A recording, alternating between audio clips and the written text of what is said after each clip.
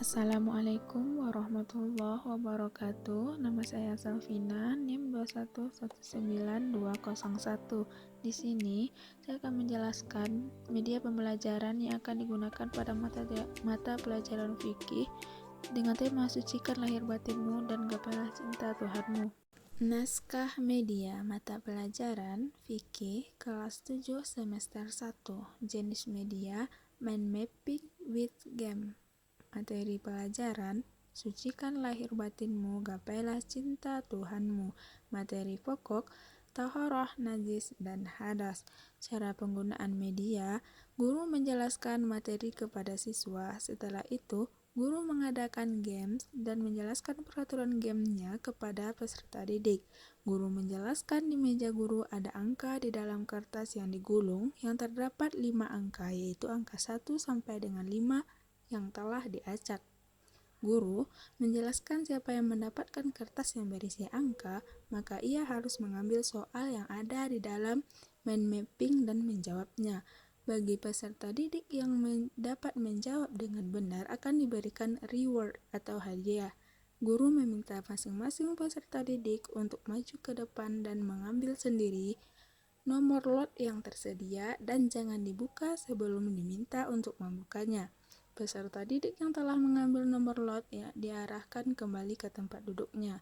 Kemudian, guru menginstruksikan kepada seluruh peserta didik untuk membuka kertas masing-masing dalam hitungan 1 sampai 3. Guru meminta peserta didik yang mendapatkan angka di dalam kertasnya untuk maju ke depan dan menunjukkan angka yang ada di kertasnya. Guru mengarahkan peserta didik dari nomor urut 1 untuk mengambil soal yang terdapat di dalam kotak yang tersedia di bawah mind mapping berdasarkan angka yang didapatkan, lalu menjawabnya. Inilah dia hasil media pembelajaran fikih mind mapping with game, di mana tujuan diangkatnya media ini yaitu supaya peserta didik dapat belajar dengan menyenangkan, dapat memahami fokus, serius, dan dapat memahami materi dengan baik. Tujuan dimasukkannya games atau permainan ke dalam mind mapping ini yaitu supaya pembelajaran itu lebih hidup. Materi pembelajaran yang pertama, taharah. Taharah berasal dari bahasa Arab yang berarti bersih atau bersuci. Secara istilah, taharah adalah suatu kegiatan bersuci dari najis dan hadas, sehingga seseorang diperbolehkan untuk beribadah yang dituntut harus dalam keadaan suci. Dalil taharah. Yang pertama, Quran Surah Al-Mudaththir ayat 4-5. Wasiyabaka fatahhir warujza fahjur. Dan pakaianmu bersihkanlah dan tinggalkanlah perbuatan dosa. Yang kedua, Al-Quran Surah Al-Baqarah ayat 222. Innallaha yuhibbut tawwabina wa yuhibbul mutatahhirin. Yang artinya, sesungguhnya Allah itu menyukai orang-orang yang bertaubat dan orang-orang yang menyucikan diri. Yang ketiga, hadis riwayat Muslim, at-tuhur syatrul iman. Sesungguhnya kebersihan itu adalah sebagian dari iman.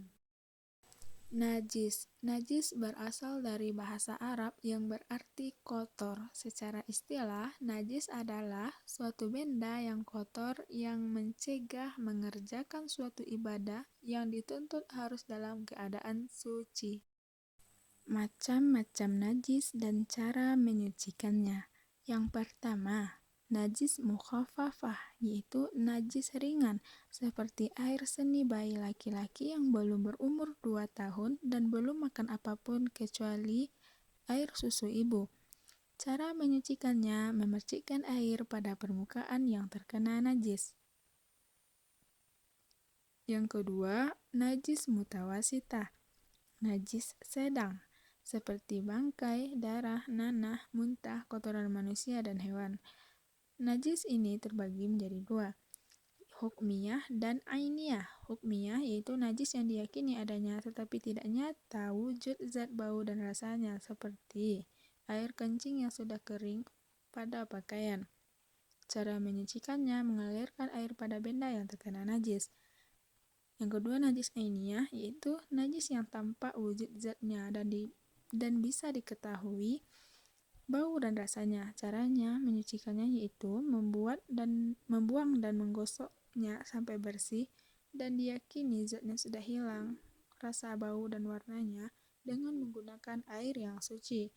Yang ketiga, najis mughallazah, yaitu najis berat, bersumber dari anjing dan babi. Cara menyucikannya, membasuh air sebanyak 7 kali, salah satu diantaranya menggunakan air yang dicampur dengan tanah. Hadas adalah suatu keadaan seseorang yang dianggap tidak suci, yang mengakibatkan sholat dan ibadahnya tidak diterima. Macam-macam hadas dan cara taharah atau menyucikannya. Hadas terbagi dua, yaitu hadas besar dan hadas kecil. Hadas besar yaitu keadaan seseorang tidak suci. Supaya menjadi suci, maka harus mandi besar. Contoh hadas besar yaitu jima, mimpi basah, haid, dan nifas. Hadas kecil yaitu keadaan seseorang tidak suci. Supaya menjadi suci, maka ia harus berwudu. Jika tidak ada air, maka bertayamum. Contoh hadas kecil yaitu buang angin. Sekian, terima kasih.